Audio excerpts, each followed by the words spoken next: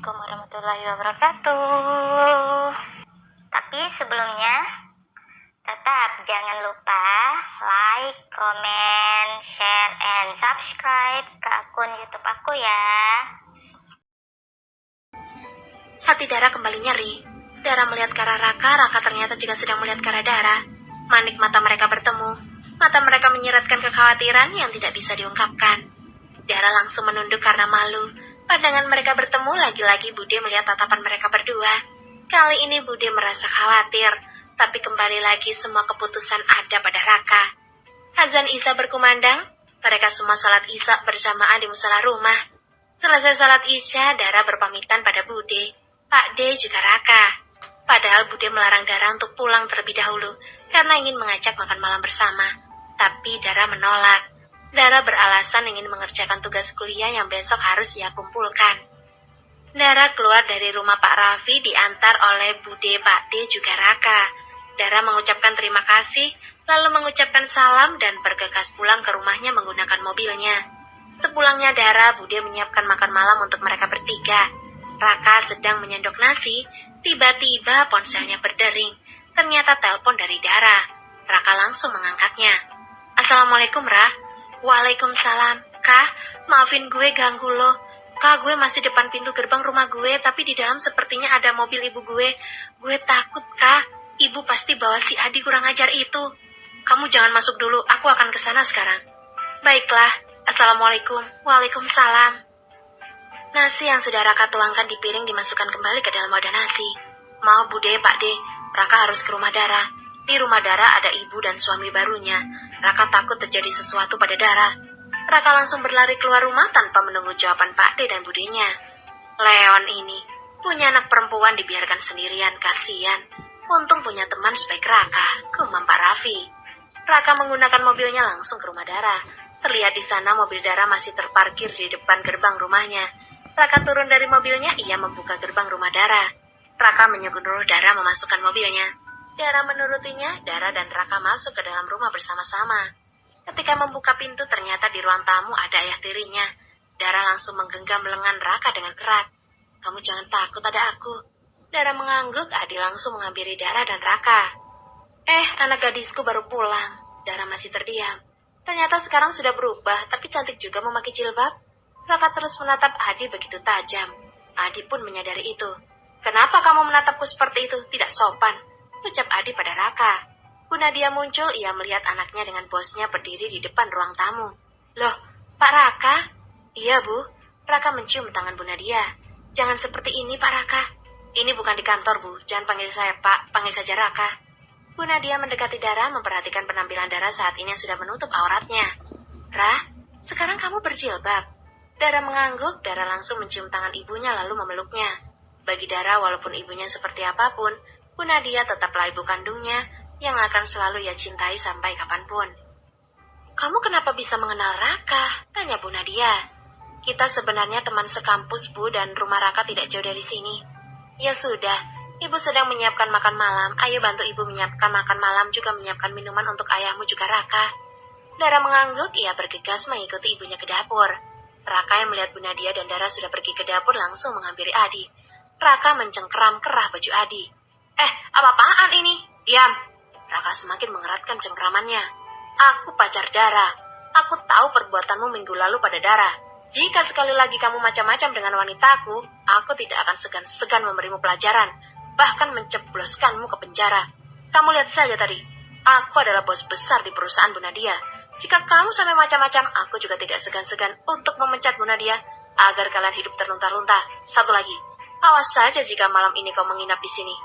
Raka menatap tajam Adi dengan tatapan elangnya. Jari telunjuknya ia acungkan di depan muka Adi. Selesai berbicara, Raka langsung mengempaskan Adi ke sofa. Adi sedikit merasa takut dengan ancaman Raka. Adi merapikan kembali kerah bajunya berantakan karena cengkraman Raka. Raka berjalan menelusuri rumah Dara. Dara. Raka memanggil Dara. Dara dan Bu Nadia sudah membawa beberapa makanan ke meja makan. Kenapa, Kak? Bisa temani aku keluar sebentar? Dara menatap ibunya. Sana pergi saja, ucap ibu. Dara mengangguk lalu mengikuti Raka. Di ruang tamu, Adi melihat Dara dan Raka dengan tatapan bencinya. Raka dan Dara tidak memperdulikannya, mereka berdua masuk ke dalam mobil Raka. Kak, kita mau kemana? Makan malam. Aku akan mentraktirmu karena kamu sudah menghafal surat Al-Fatihah dengan baik. Memangnya lo tahu dari mana? Tadi aku mendengar waktu kamu mengaji bersama Bude. Dara tersenyum. Aku mau ke restoran seafood yang udangnya besar-besar. Oke. Lo mau ke restoran pakai baju begitu? Kaos oblong sama celana pendek doang, emang gak malu? Ledek Dara. Yang penting isi dompetku bisa untuk membeli makanan di sana, Ra. Ih, sombong. Raka dan Dara tertawa bersama. Raka saat ini begitu merasa nyaman ketika berada dekat Dara. Ini pertama kalinya. Raka begitu dekat dengan seorang wanita dan wanita itu tak disangka adalah Dara. Gadis Tarsan yang awalnya membuat pandangannya begitu risih. Tapi gadis Tarsan itu kini menjelma menjadi gadis yang menyejukkan matanya, mungkin juga hatinya. Dara juga selalu menjadi dirinya sendiri ketika berada dekat Raka. Mereka sudah sampai di restoran seafood ternama. Dara memesan udang jumbo yang dimasak dengan bumbu saus padang ekstra pedas. Sedangkan Raka memesan cumi saus tiram tanpa cabai. Mereka juga memesan beberapa makanan lainnya. Cemen lo, takut sama pedas, ledek Dara. Aku kan orang Jogja, Ra. Lidahku tidak terbiasa makan makanan pedas. Di Jogja sana khasnya ya masakannya manis, Ra. Berbeda dengan masakan di Bandung. Masakan Sunda kan pedas-pedas. Dara mengangguk tanda mengerti. Setelah pesanan mereka datang, mereka segera menyantapnya. Raka tiba-tiba mengusap keringat di kening Dara yang penuh dengan keringat menggunakan tisu yang sudah disediakan. Dara begitu asyik makan udang kesukaannya. Kak, jangan, biar gue aja. Dara mengambil tisu sendiri lalu mengusap keningnya sendiri juga area mulutnya. Tumben, biasanya kamu yang suka menggodaku dengan kenakalanmu itu. Kali ini jangan. Kenapa? Raka merasa heran. Gue takut nyaman. Dara menatap Raka dengan tatapan sendu. Raka juga menatap Dara dengan tatapan sendu. Kali ini jangan. Kenapa? Raka merasa heran. Gue takut nyaman. Dara menatap Raka dengan tatapan sendu. Raka juga menatap Dara dengan tatapan sendu. Kenapa? Apa tidak boleh kita saling nyaman? Dara tersenyum. Lo jangan ngaco. Bentar lagi lo kawin. Jadi nyamannya sama istri lo aja nanti. Raka menundukkan kepalanya. Tapi aku takut. Masih boleh kan menjaga kamu? Aku takut kamu kenapa-napa. Raka, lo jangan bikin gue berharap. Asal lo tahu perempuan itu gampang baper, Kak. Gue gak mau gue baper. Dan akhirnya hanya berakhir jadi tamu undangan. Dara kembali menyantap makanannya. Kenapa jadi seperti ini ya Allah? Batin Raka. Selesai makan, Dara mengajak Raka untuk segera pulang. Tapi di tengah perjalanan mereka melihat ada pasar malam dan komedi putar di sana. Dara meminta Raka menemaninya di sana. Raka, gue terakhir ke pasar malam itu waktu gue kecil, gue SD. Raka tersenyum. Kalau aku waktu Mbak Rengganis belum menikah, kita masih sering ke pasar malam. Raka, ayo naik itu. Dara menunjukkan biang lala yang tidak terlalu besar. Mereka menaiki beberapa wahana, Raka dan Dara melupakan sejenak tentang perjodohan Raka. Kamu senang, Ra? Dara mengangguk. Raka begitu senang melihat Dara senang. Sebelum lo nikah, lo harus sering-sering nyenengin gue. Wajah Raka kembali sendu karena Dara mengingatkan kembali perihal perjodohan itu. Yuk pulang, udah malam, Kak.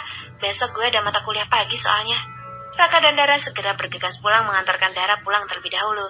Di dalam mobil mereka menjadi canggung dan dia membisu. Raka memilih untuk menyalakan radio top FM di mobilnya. Terdengar lagu dari Tulus, Mengagumimu dari Jauh sedang diputar. Wajah Raka dan Dara berubah sedih ketika mendengar lagu itu. Kenapa lagunya harus itu? Pas sekali dengan suasana hati mereka saat ini. Dara menatap Raka. Kak, makasih ya lo udah nemenin gue malam ini. Raka mengangguk. Ra, kalau ada apa-apa langsung hubungi aku ya. Apalagi kalau ayah tirimu itu macam-macam lagi. Dara mengangguk. Mereka akhirnya sampai di depan rumah Dara. Saat Dara hampir turun, Raka mencegahnya. Raka mengusap kepala Dara. Jaga diri baik-baik. Raka melihat sudah tidak ada lagi mobil ibunya Dara. Jadi ibunya dan suami barunya pasti sudah pulang. Dara segera turun dari mobil Raka, entahlah. Perasaan Dara saat ini sedang tidak menentu.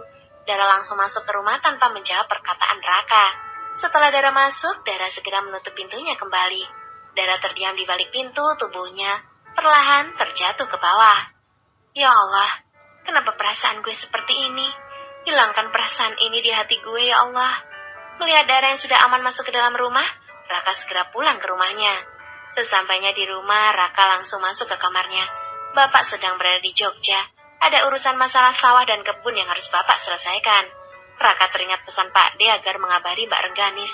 Raka langsung saja melakukan video call dengan Mbak Rengganis. Tidak butuh waktu lama Rengganis menerima panggilan dari Raka. Assalamualaikum, Dek. Waalaikumsalam. Kok tumben malam-malam? Iya, Mbak, maaf. Kenapa, Dek? Tidak apa-apa, Mbak. Rengganis mengerutkan keningnya. Ayubi dan Asyifa sudah tidur ya, Mbak? Iya, sudah tidur. Mbak, ada pesan dari Pak D. Mbak Ganis disuruh ke Bandung secepatnya. Loh, memangnya ada apa? Pak D ingin menjodohkanku dengan anak gadis temannya Pak D, Mbak. Oh alah, Pak D. Raka, kenapa wajahmu terlihat sedih seperti itu? Apa kamu sudah punya pilihan? Tidak, Mbak, mungkin aku hanya kelelahan. Wah, pantas saja Pak D segera mencarikanmu jodoh. Sepertinya memang benar harus ada yang bisa mengurusmu, kah? Raka menunduk. Kapan Mbak kesini? Ya nanti Mbak bicarakan dulu dengan Mas Biru. Kabari Mbak ya nanti. Rengganis mengangguk. Sudah dulu ya Mbak. Assalamualaikum. Waalaikumsalam. Raka meletakkan ponselnya di sebelahnya. Ia melihat sekitar langit-langit kamarnya sambil merasakan nyeri hatinya yang tidak diketahui alasannya. Siapa sayang? Tanya Mas Biru yang baru saja keluar dari kamar mandi. Raka. Kenapa wajahmu gelisah? Aku memikirkan Raka, Mas. Rengganis menatap Mas Biru dengan tatapan sedih. Mas Biru langsung menghampirinya lalu memeluknya. Raka memangnya kenapa? Papa Raffi ingin menjodohkan Raka dengan seorang gadis. Ya bagus, bukan? Kan Raka selama ini hanya sibuk bekerja dan kuliah. Kuliahnya juga sebentar lagi selesai. Waktunya memiliki pendamping. Sudah cukup pantas sepertinya. Mas Biru mengusap kepala Rengganis lalu mengecupnya. Tapi aku melihat kesedihan dan keraguan di wajah Raka. Rengganis menenggelamkan wajahnya di ketiak Mas Biru. Ih sayang, Mas geli. Ih, sebentar saja. Mas, kita harus segera ke Bandung. Aku tidak tenang, Mas. Iya, besok kita ke Bandung. Rengganis tersenyum, wajahnya langsung berubah berseri. Mas Biru senang melihat istrinya kembali ceria. Ya udah, kita sekarang tidur yuk. Ayubi sudah tidur, Asyifa sudah tidur. Sekarang giliran kamu yang Mas tiduri. Ledek Mas Biru sambil mencubit hidung Rengganis. Mas Biru langsung merebahkan tubuh Rengganis di atas ranjang. Rengganis kembali terdiam karena masih mengingat Raka. Sudah, ayo tidur, nanti Mas cium nih. Mas Biru mencium pipi Rengganis. Ah, Mas, kamu ini sayang, cuma dicium saja sudah Bukan seperti itu, Mas. Ih, dasar mesum. Mas Biru langsung tertawa melihat Rengganis yang memanyunkan bibirnya. Mas Biru menenangkan Rengganis dengan memberitahunya bahwa besok akan terbang ke Bandung siang harinya. Mas Biru akan mengambil cuti beberapa hari. Rengganis sedikit tenang. Setidaknya ia tidak menunggu lama lagi untuk melihat kondisi hati adiknya yang sebenarnya. Akhirnya mereka berdua terlelap sambil berpelukan.